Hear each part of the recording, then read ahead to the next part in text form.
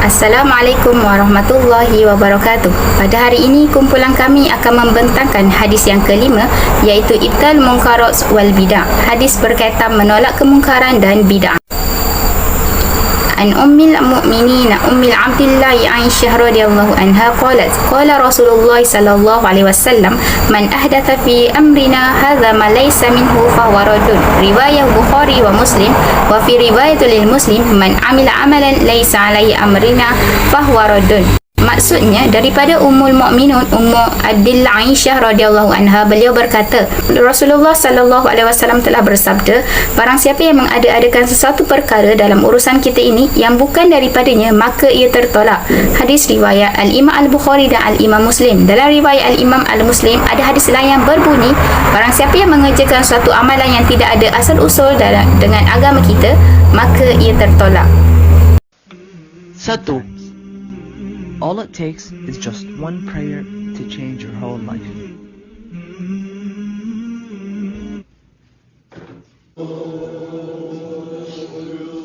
Assalamualaikum.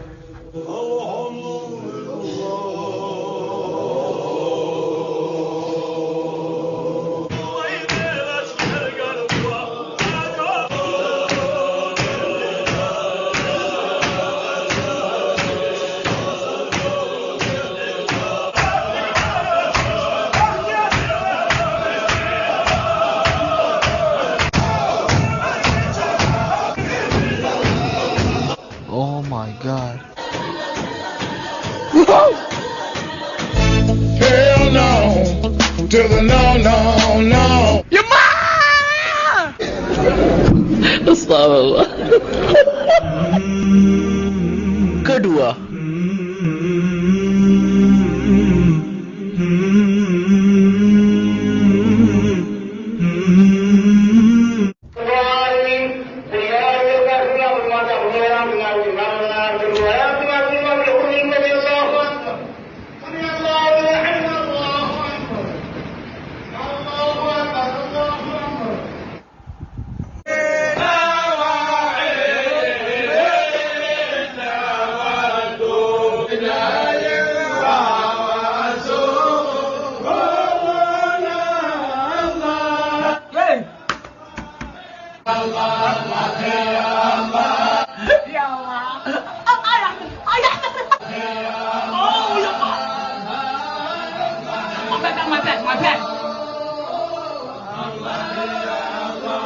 Hari ini saya akan menerangkan istilah hadis.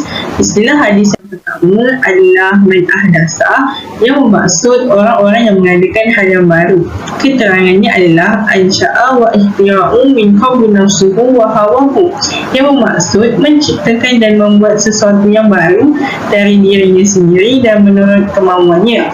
Yang kedua, fi amrina, yang bermaksud urusan kami. Keterangannya adalah fi dinina wa syara'na alladhi iqtidahu lana, yang bermaksud urusan agama dan ketentuan syariat kami yang diredai Allah SWT. Yang ketiga, malaysa minhu, yang bermaksud sesuatu yang bukan merupakan bahagian dan darinya. Keterangannya adalah mimma yanafihi wa yanaquduhu aw la yashkudu lahu syai'un min qawaiduhu wa adalatuhu amma, yang bermaksud termasuk hal yang bertentangan dengan agama atau tidak terungkap dalam dalil umum. Yang keempat, fahuwa raddu, yang bermaksud maka ia ditolak. Keterangannya adalah mardun ala fa'iduhu ibatiluhu wa adamu iktidaruhi, yang maksud amal yang dilakukan seseorang ditolak kerana tidak sah. Seterusnya kita pergi kepada pesan yang terdapat di dalam hadis. Yang pertama ialah Islam dilakukan dengan ittiba, iaitu mengikuti, bukan ibtida, iaitu mengadakan hal yang baru. Rasulullah menjaga Islam dari tangan orang yang melampau batas dan dari perubahan yang dilakukan oleh orang yang berbuat dosa. Di sinilah peranan hadis tersebut, iaitu sebagai pagar benteng bagi seluruh ajaran agama. Seperti mana yang kita lihat, hadis ini memiliki korelasi dengan ayat Al-Quran yang menjelaskan bahawa cara yang baik dan benar dalam mengikut petunjuk Rasulullah sallallahu alaihi wasallam adalah dengan tidak menambah dan mengurangi petunjuk tersebut. Di antara ayat yang menjelaskan hal tersebut adalah firman Allah Subhanahu wa taala dalam surah Ali Imran ayat yang ketiga. Katakanlah, jika kamu benar-benar mencintai Allah, ikutilah aku, nescaya Allah mengasihi dan mengampuni dosa-dosamu. Selain itu, firman Allah dalam surah Al-An'am ayat 153 yang bermaksud, dan sungguh inilah jalanku yang lurus, maka ikutilah, jangan kamu ikuti jalan-jalan yang akan menceraiberaikan kamu dari jalannya. Demikianlah dia memerintahkan kepadamu agar kamu bertakwa. Islam adalah agama yang sudah sempurna dasar dan prinsipnya. Ia tidak perlu ditokok tambah lagi. Sebarang tokok tambah, ubah suai atau pengurangan yang bertentangan dengan usul agama adalah bid'ah yang diharamkan, yang ditolak dan sesat. Yang dimaksudkan dengan bid'ah ialah segala perkara yang tidak berdasarkan usul agama, seumpama mereka mencipta cara beribadat tertentu seperti sembahyang cara baru, upacara keagamaan baru dan sebagainya. Setiap Muslim mestilah menjauhkan diri daripada terjebak dalam perbuatan bid'ah sesat kerana ia boleh membawa kepada kehancuran diri, agama dan setengahnya pula membawa kepada kufur. Cukuplah baginya berpegang teguh dengan apa yang telah dibawa oleh Rasulullah SAW demi menjamin kesejahteraan agamanya. Seterusnya, dalam hadis ini ada mengatakan amalan seseorang mukallaf itu akan ditolak. Apakah yang dimaksudkan dengan amalan yang ditolak? Dalam riwayat Imam Muslim ada menyebut, man ahdatha fi amrina hadza ma laysa minhu fahuwa raddu, iaitu barang siapa yang menciptakan dalam perkara kami ini apa-apa yang bukan merupakan bagian darinya, maka hal tersebut ditolak. Hadis ini menolak setiap perkara bid'ah. Apa itu bid'ah? Bid'ah adalah perkara baru dalam agama dan setiap perkara dalam urusan agama yang diada-adakan. Keharusan meninggalkan setiap perkara bid'ah sama ada diciptakan sendiri atau mengikut orang sebelumnya. Setiap ibadah yang dilakukan dengan cara yang tidak disyariatkan oleh Allah dan Rasulnya atau membuat masalah baru dalam agama tanpa ada dalil Quran dan Sunnah, maka ia ditolak. Asas utama dalam Islam yang perlu dilakukan oleh umat Islam agar amalan itu diterima Allah SWT. 3 asas utama dalam Islam yang perlu dilakukan oleh umat Islam. Yang pertama, ikhlas. Yang kedua, menepati kehendak syarak. Yang ketiga, berdasarkan Al-Quran dan Sunnah. Jika sesuatu amalan itu tiada ketiga-tiga asas utama ini, maka amalan itu ditolak. Menurut pendapat Imam Ibn Hajar Asqalani, mengatakan hadis ini penting kerana merupakan kaedah untuk menentukan hukum yang berkaitan dengan syariat Islam. Manakala Imam Nawawi pula berpendapat hadis ini penting kerana merupakan kaedah untuk menolak apa-apa amalan yang bertentangan dengan syariat Islam, iaitu yang dikenali sebagai bid'ah. Apa itu sunnah dan bid'ah? Sunnah ialah setiap amal ibadat yang pernah dilakukan pada zaman Rasulullah SAW. Bid'ah pula setiap amal ibadat yang tidak pernah dilakukan pada zaman Rasulullah SAW. Bid'ah terbahagi kepada 2 jenis, iaitu bid'ah hasanah dan bid'ah dolalah. Bid'ah hasanah ialah setiap amalan baharu yang ada dalil daripada Quran, Sunnah, ijma' ulama' dan sumber hukum yang lain. Contohnya, pengumpulan Al-Quran dan penulisan kitab-kitab agama.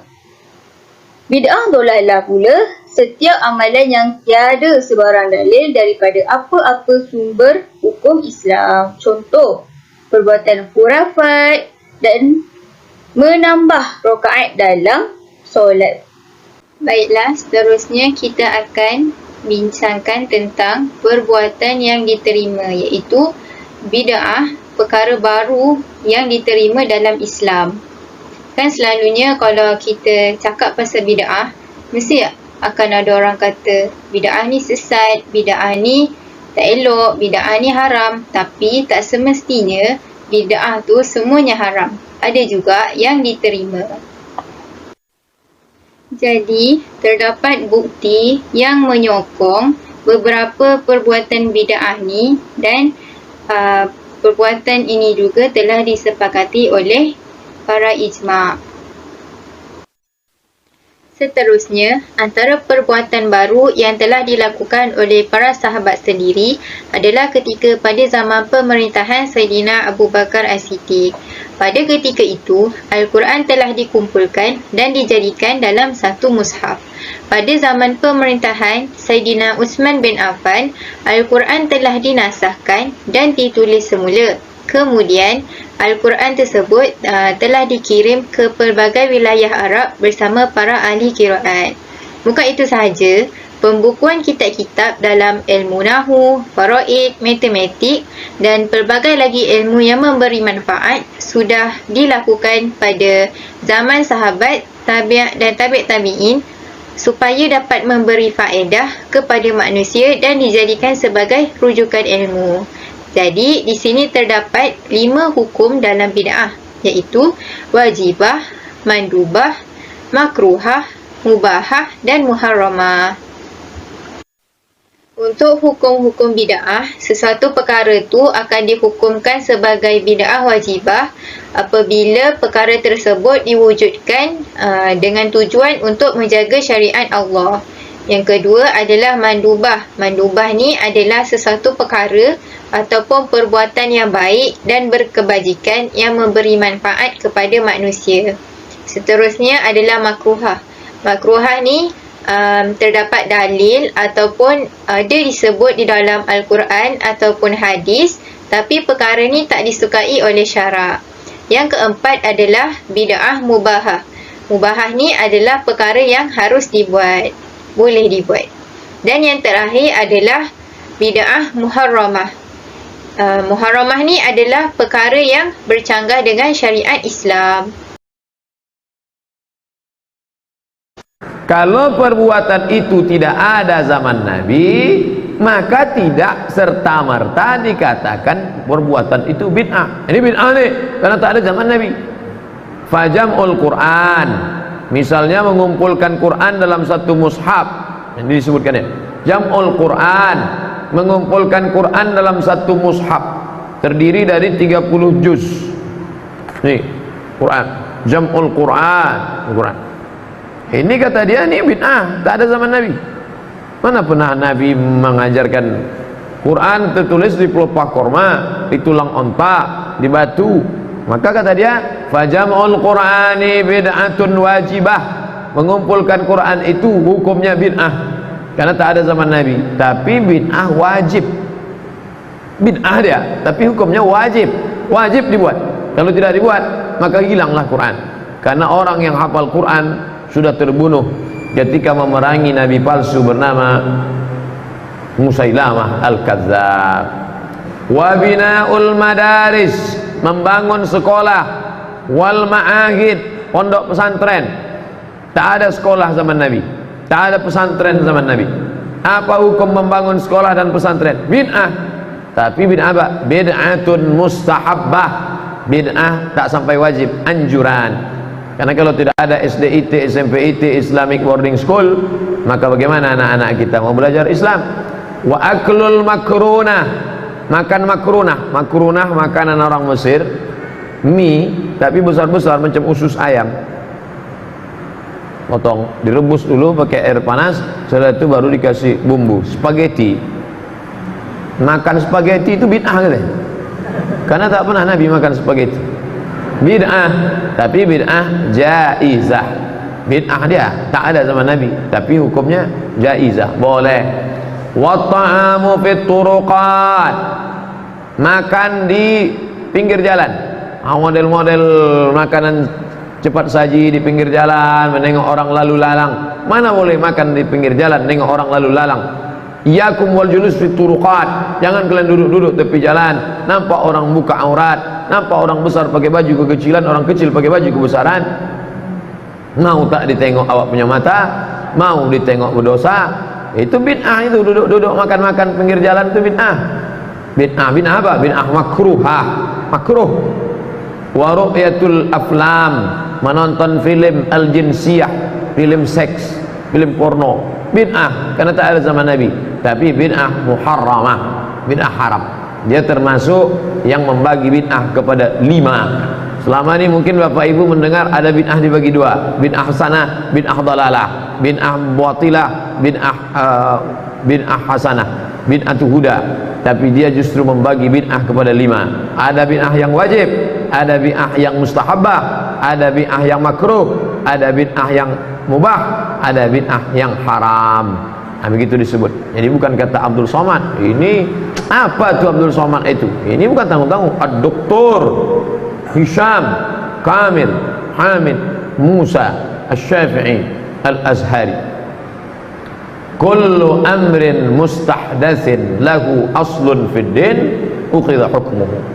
Kalau perbuatan itu tidak dilakukan di zaman Nabi tapi masih ada dalil umum yang memayunginya, maka dia tidak bisa dikatakan bid'ah. Karena kalau dikatakan semuanya itu bid'ah, maka banyak sekali perbuatan-perbuatan sahabat Nabi yang tidak pernah dilakukan pada zaman Nabi, dan perbuatan itu kalau kita katakan bid'ah, dolalah, maka berarti sahabat Nabi masuk neraka. Karena itu sudah satu paket, bid'ah, dolalah, finnar. Mana contohnya? Abdurrahman bin Auf malam-malam pulang ke rumah. Sebelum tidur malam dibacanya ayat kursi di 4 pojok rumahnya. Allahu la ilaha qayyum la ta'khudhuhu sinatun wa la nawm lahu ma fis samawati wa ma fil ardh. Man alladhi yashfa'u 'indahu illa bi idhnihi ya'lamu ma bayna aydihim wa ma khalfahum wa la yuhituna bi shay'in min 'ilmihi illa bima sha'a. Wasi'a kursiyyuhu as-samawati wal ardh wa la ya'uduhu hifdhuhuma wa huwal 'aliyyul 'azim. Satu sudut sana baca lagi Allahul qayyum la ta'khudhuhu sinatun wa la nawm sampai habis. Sudut belakang Allahu la ilaha qayyum la ta'khudhuhu sinatun wa la nawm. Sudut belakang Allahu la qayyum la ta'khudhuhu sinatun wa la nawm.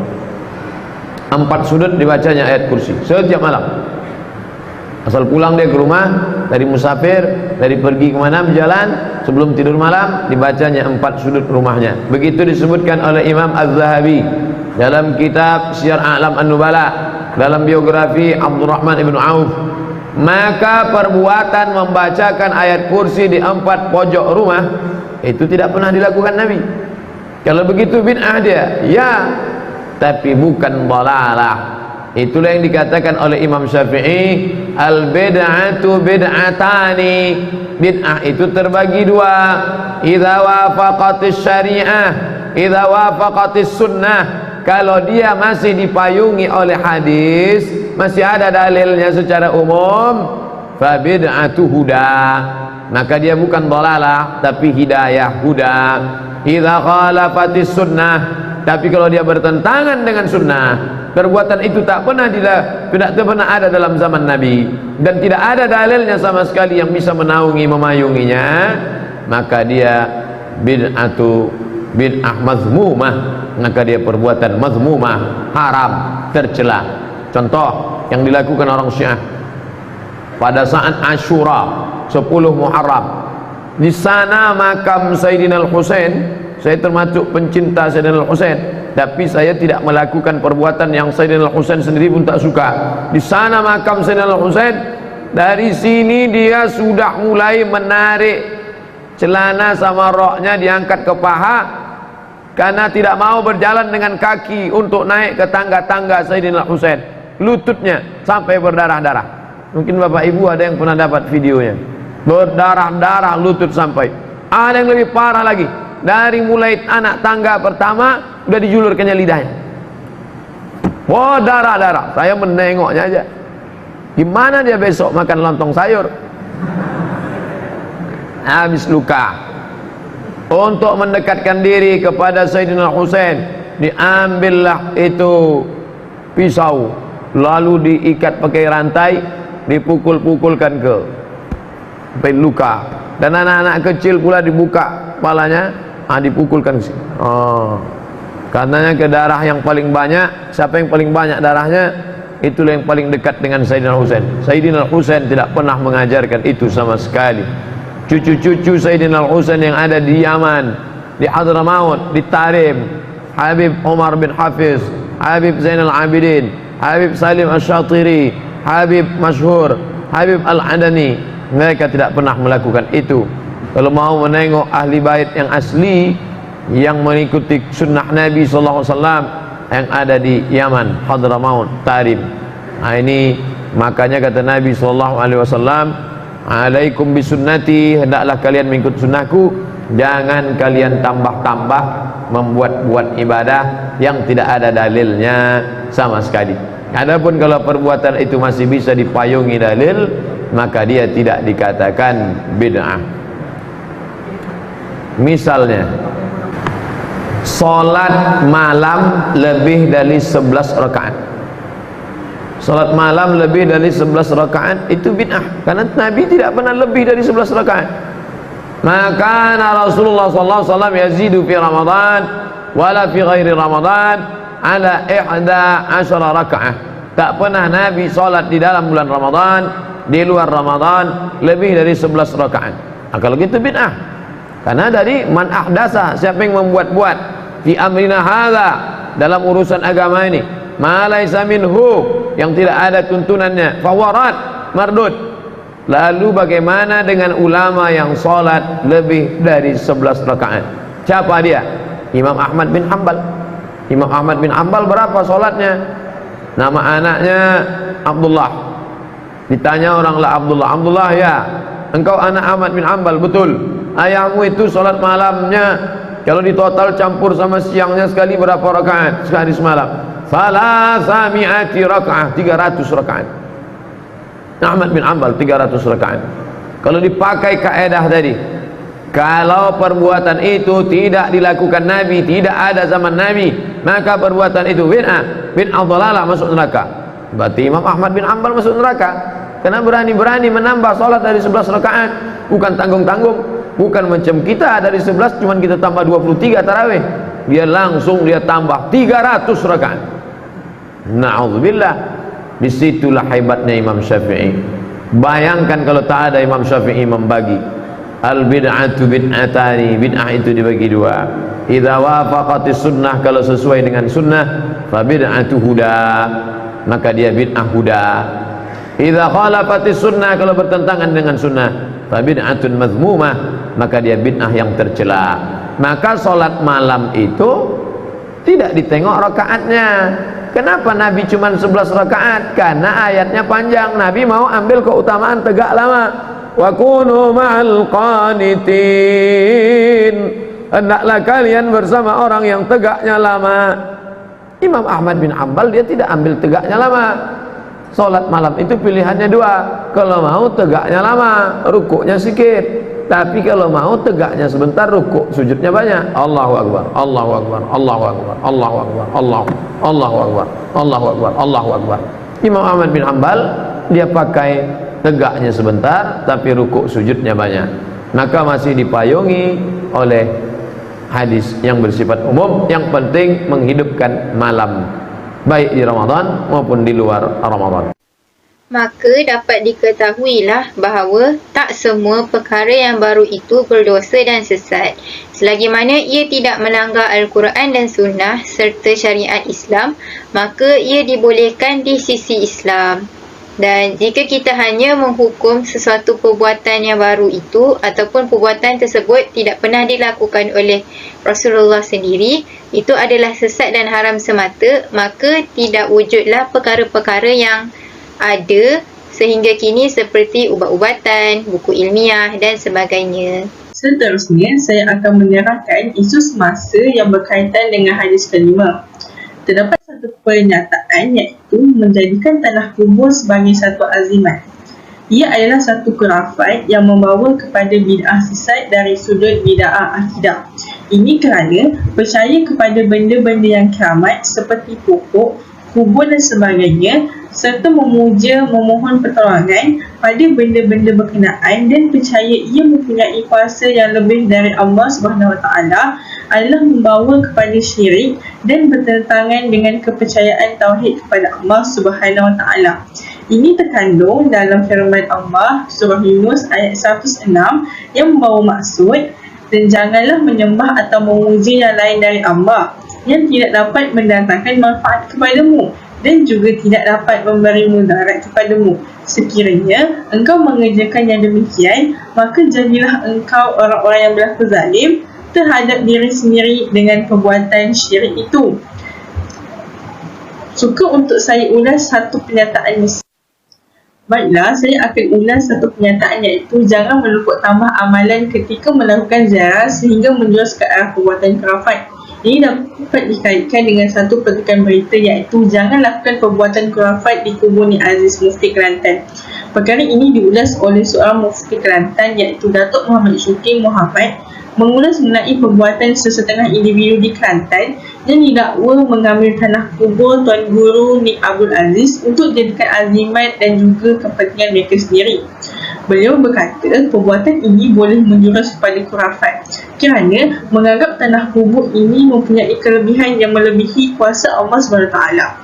Mereka menganggap tanah kubur daripada orang yang berilmu ataupun orang alim ulama ini seperti Tuan Guru Ni Abdul Aziz adalah sebagai ubat, penawar dan juga azimat yang mereka boleh gunakan untuk kepentingan mereka. Ini adalah satu perkara yang melampaui batas kerana di dalam Islam kita diajar tujuan untuk menziarah kuburan adalah untuk menyati ke atas kematian. Seeloknya kita mendoakan si mati supaya ditempatkan dalam kalangan orang yang soleh dan dipermudahkan segala urusan. Bukannya pergi ke kuburan orang yang alim ataupun orang yang berilmu untuk mengambil tanah kubur untuk dijadikan azimat dan juga manfaat kepada diri sendiri. Ada satu ketika kubur Tuan Guru Ni Abdul Aziz telah pun ditutup dan juga dipita kerana untuk elakkan orang ramai untuk ziarahi, disebabkan ada sesetengah individu yang tidak bertanggungjawab yang telah mengambil tanah kubur Tuan Guru Ni Abdul Aziz ini untuk dijadikan kepentingan juga manfaat mereka. Tambahan, pada ketika dahulu, pengunjung menziarahi makam Imam Syafi'i dengan melontarkan duit dan kertas dengan tujuan memohon sesuatu. Perbuatan ini telah ditegah dalam Islam kerana jika kita ingin memohon sesuatu seperti rezeki, kesihatan atau apa sekalipun, kita haruslah meminta kepada Allah SWT kerana Allah SWT yang mentadbir sekalian alam yang ada di bumi dan ada yang di langit. Saya nak tanya pasal talqin dan tahlil untuk semati. Ada setengah ustaz kata tak payah buat sebab Nabi dulu tak buat. Tolong jelaskan. Jawabnya, perkara baca talqin ni khilafiyah. Benda yang khilaf, tidak ijma' ulama'. Siapa yang nak baca talqin silakan kerana ada ulama' berpandangan boleh. Siapa tak mau baca talqin silakan. Sudah selesai masalah. Kerana talqin bukan pun wajib. Nah, balah bahlul. Tak ada kira siapa-siapa. Walaupun dia ustaz bahlul. Kerana orang tanya ulama' besar, dia jawab gitu. Nampak? Di antaranya almarhum Syekh Ali Jadul Haq, mantan Syekhul Azhar yang lepas. Seorang ulama' yang sangat besar.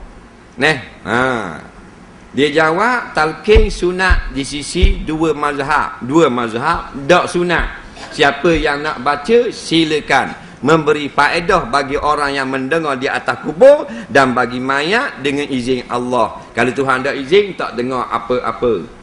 Tak? Siapa yang tak mahu baca talqin, tak apa, memada dengan doa dan istighfar kerana perkara ini bukan wajib. Selesai masalah. Jadi tak buat pun tak apa, nak buat pun tak apa. Kena dengan caranya, jangan tak kena cara. Jangan balah benda-benda khilafiyah. Kalau dia kata bid'ah Nabi tak buat, benda kita tak boleh buat, itu bukan dalil. Nampak? Kalau orang mengaji usul fiqh, nampak? Pengkajian tentang istimbat daripada dalil benda mazlum, kita pun orang tanya mana sebab benda ni tak sunat buat, dia kata sebab Nabi tak buat. Kalau sebab Nabi tak buat, kambing boleh jawab gitu. Nak beruk boleh jawab gitu. Berapa tak nak beruk arti Nabi tak buat. Sedap gamak orang mengaji apa nak pecah otak-otak nak orang tu bik dalil. Jangan jawab Nabi tak buat gitu. Kalau Nabi tak buat, kita tak buat. Dah pilihan raya dari Nabi buat. Ni Quran bubuh kertas kacik ada tak? Tak ada zaman Nabi, mana ada kertas gini. Buku hadis ada nama Nabi? Tak ada. Tak ada belaka, dah lewat lah. Pasal kipas ada zaman Nabi? Dah lewat pasang? Dalam pasang perlu jeruk dah. Jadi itu bukan dalil. Kalau kata mana dalil tak lewat, Nabi tak buat. Kata bodoh tu. Kalau ustaz bodoh jawab itu. Itu bukan dalil. Kesimpulan yang dapat saya simpulkan daripada hadis 5 ini iaitu menolak kemungkaran dan bid'ah ialah setiap ibadat yang dilakukan mestilah berpandukan petunjuk syarak sebagai syarat untuk diterima amalan oleh Allah Ta'ala. Bid'ah ini terbahagi kepada 2 jenis. Bid'ah hasanah dibolehkan manakala bid'ah dolalah wajib ditolak. Yang ketiga, menjadi kewajipan sebagai umat Islam untuk menuntut ilmu supaya dapat membezakan di antara yang hak dan yang batil. Sebagai umat Islam, wajib untuk menolak segala amalan yang berbentuk khurafat dan syirik terhadap Allah Ta'ala. Al-Quran, hadis, ijma' dan qiyas merupakan sumber perpaduan Islam yang perlu dirujuk untuk menentukan sesuatu hukum tersebut. Islam adalah agama yang berdasarkan ittiba', iaitu mengikut berdasar dalil-dalil, iaitu dalil Quran dan Sunnah. Agama Islam agama yang sempurna, tidak ada kekurangan di dalamnya, maka tidak perlu ditokok tambah lagi. Setakat itu sahaja daripada saya. Sekian, wabillahi taufiq wal hidayah. Wassalamualaikum warahmatullahi wabarakatuh.